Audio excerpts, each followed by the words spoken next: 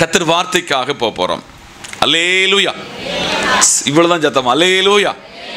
இந்த காலையிலே பரிசுத்த ஆவியானவர் நம்ம கூட பேச போகிறாரு. ஆச்சரியமா இருக்கு, அப்படித்தானே? ஒரு வருஷத்தை நேற்றைக்கு தான் செலிப்ரேஷன் பண்ணணும், ஆனால் 4 மாதத்தை கர்த்தர் கொண்டு போயிட்டாரு. ஆச்சரியமா இருக்கிறது. அவர் நல்லவர். வாசிக்கலாம். எரேமியா 31ஆம் அதிகாரம் அதனுடைய 16வது வசனம். நீ அழாதபடிக்கு உன் சத்தத்தை அடக்கி, நீ கண்ணீர் விடாதபடிக்கு உன் கண்களை காத்துக்கொள் என்று கர்த்தர் சொல்லுகிறார். உன் கிரியைக்கு பலனுண்டென்று கர்த்தர் சொல்கிறார். அவர்கள் சத்துருவின் தேசத்திலிருந்து திரும்பி வருவார்கள். கண்களை மூடுவோம், ஜெபிப்போம். மகா பரிசுத்தரும் நீதிபரருமாயிருக்கிற எங்கள் சர்வ வல்லமையுள்ள நல்ல ஆண்டவரே, வார்த்தை உம்முடையது. வார்த்தையின் மறைப்பொருளை பரிசுத்த ஆவியானவர் வெளிப்படுத்தி தாரும். ஜனம் எதிர்பார்ப்போடு இந்த நாளில் உங்க சமூகத்தில் வந்திருக்கிறார்கள். ஜனத்தோடு பேசும் இயேசுவின் நாமத்தில் பிதாவே, ஆமென். இந்த மே மாதம் தொழிலாளர் தினத்து அன்று தேவ சமூகத்திலே அதிகாலையிலே இருட்டோடு தேவாலயத்தில் வந்து தேவ சத்தத்தை கவனிக்கிற உங்கள் அனைவரையும் அதிசீக்கிரத்தில் வரப்போகிற இயேசுவின் நாமத்தில் உங்களை வாழ்த்துகிறேன். இந்த மாதத்தினுடைய வாக்குத்தத்தம் எரேமியா 31:16. நீ அழாதபடிக்கு உன் சத்தத்தை அடக்கி. இங்க இருக்கிற நான் உள்பட அழாம இருந்திருந்தீங்கன்னா நீங்க மனிதர்களே அல்ல, நானும் மனிதன் அல்லவே அல்ல. ஏதோ ஒரு சூழ்நிலையில் நம்பினவர்கள் கைவிட்ட ஸ்தானத்தில், புறம்பே தள்ளின ஸ்தானத்தில், சிலது கிடைக்காதது நிமித்தமாக நாம் அழுதது உண்மை. ஆனால் வேதம் சொல்கிறது, நீ அழாதபடிக்கு உன் சத்தத்தை அடக்கிக்கொள் என்று ஆவியானவர் இந்த காலையிலே சபையோடு சொல்லுகிறார். இதுவரை தனிப்பட்ட முறையில் அழுது, நண்பர்களோடு அழுது, சபையோடு அழுது தவித்துக் கொண்டிருக்கிற சபையை பார்த்து, உங்களை பார்த்து கர்த்தர் சொல்ல, நீ அழாதபடிக்கு உன் சத்தத்தை அடக்கு. இதில் இருக்கிற நமக்கு எல்லாருக்கும் கண் உண்டு என்றால் எல்லாருக்கும் கண்ணீர் உண்டு. நீ கண்ணீர் விடாதபடிக்கு உன் கண்களை காத்துக்கொள். ஏன் நீ அழக்கூடாது? ஏன் கண்ணீர் வடிக்க கூடாது தெரியுமா? இது கர்த்தர் சொல்லுகிறார். இது கர்த்தருடைய வார்த்தை.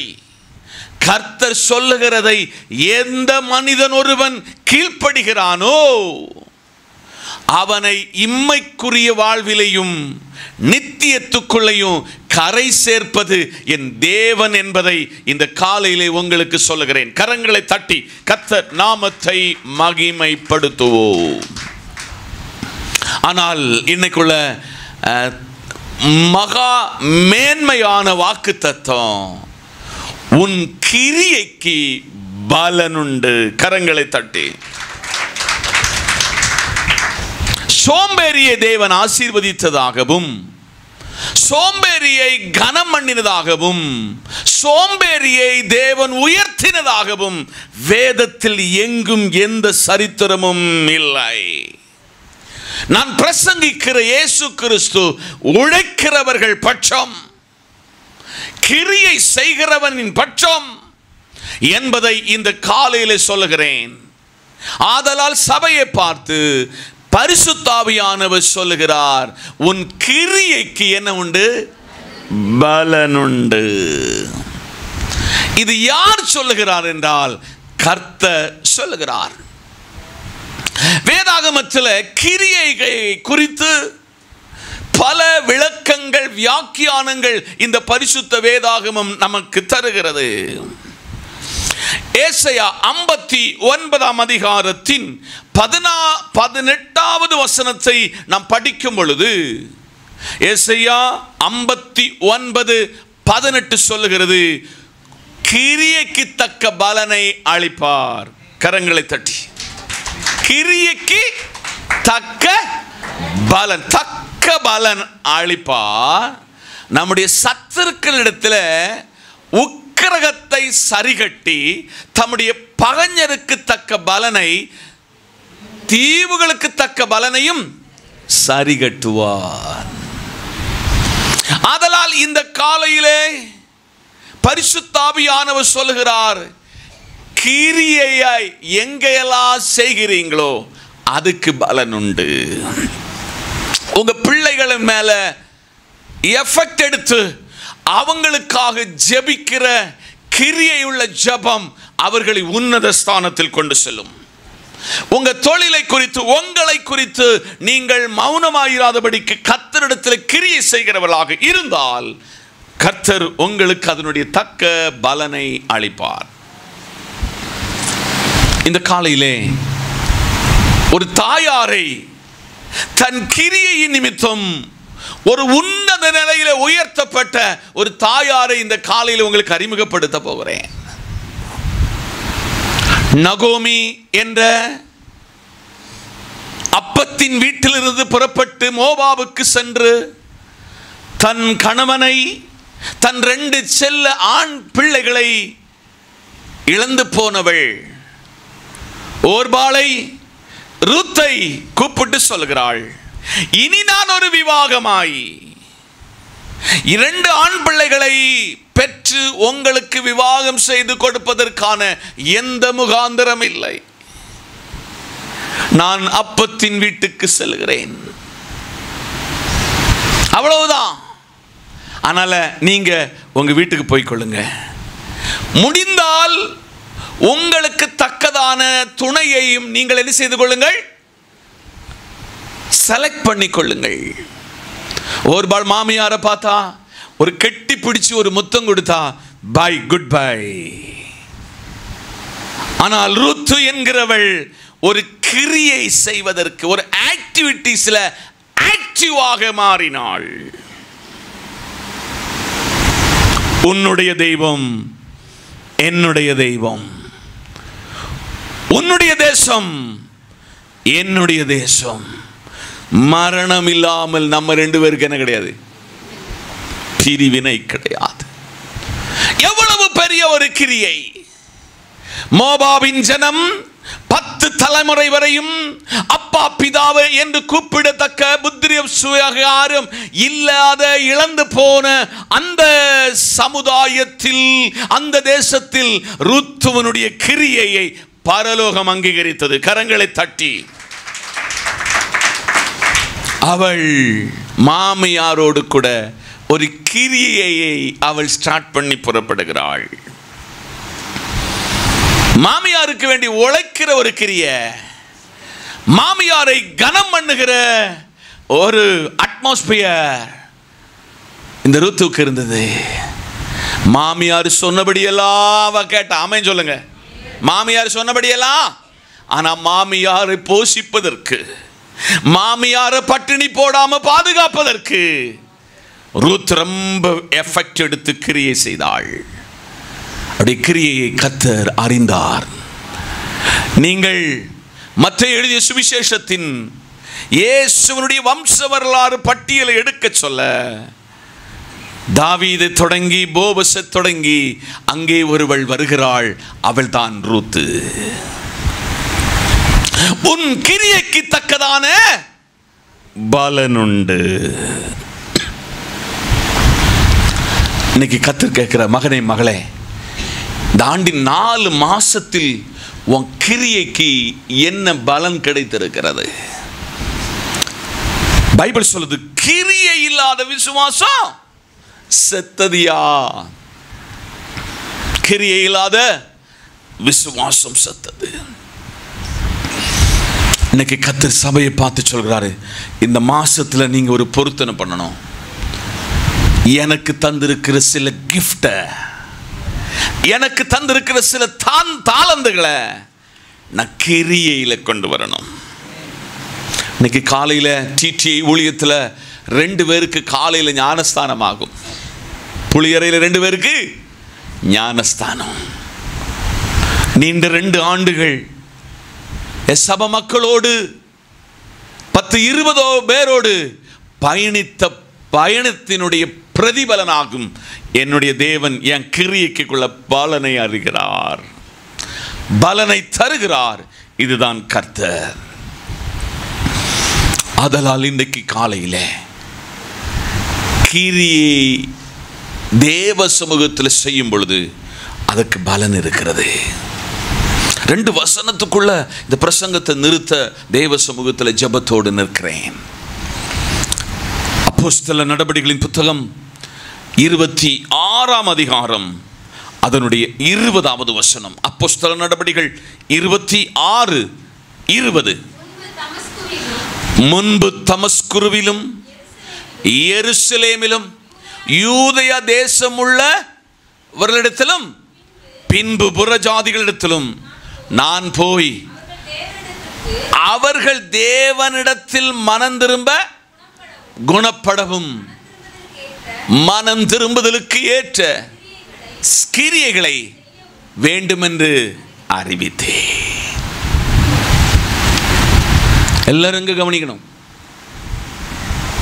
அப்போஸ்தலனாகிய பவுல் தேவராஜ்யத்திற்கு எவ்வளவெல்லாம் இடையூறாக எதிராக கொலை செய்ய முடியுமோ அவ்வளவுக்கு இருந்தவன் எருசலேம் யூதேயா தேசம் எங்கு போய் புறஜாதிகளிடத்தில் மனம் திரும்புதலுக்கு ஏற்ற தேவ வசனத்தை கிரியையை மூலம் செய்வதற்கு அழைப்பு கொடுக்கிறார். சமீப காலத்தில் சபைக்கு கத்த சொல்கிறாரு, நீ ஊழியம் செய்யாவிட்டால் உனக்கு ஐயோ, ஆத்துமாவை அறுவடை செய்யாவிட்டால் நீ உனக்கு ஐயோ. அதனால் ஒரு கிரியை செய்கிற ஊழியத்தில் கிரியை செய்கிற ஒரு சென்ட் பவுல், ஒரு பரிசுத்த பவுல் இங்கே நாம் பார்க்கிறோம். கடைசி ஒரே வசனம் வெளிப்படுத்தின விசேஷம் 20:12.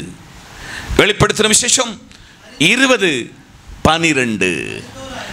மரித்தோராகிய சிறியோரையும் பெரியோரையும் தேவனுக்கு முன்பதாக நிற்க கண்டேன். அப்பொழுது புஸ்தகம் திறக்கப்பட்டன. ஜீவ புஸ்தகம் என்னும் வேறொரு புஸ்தகம் திறக்கப்பட்டது.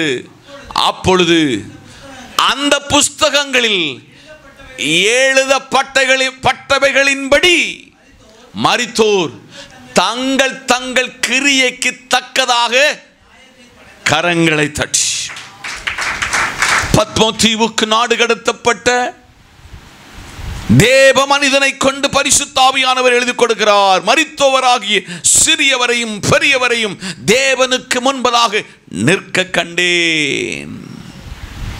அப்பொழுது புஸ்தகம் திறக்கப்பட்டது. என்ன புஸ்தகம்? ஜீவ புஸ்தகம், ஞாபக புஸ்தகம் என்றெல்லாம் சில புத்தகங்கள் பரலோகத்தில் இருக்கிறது.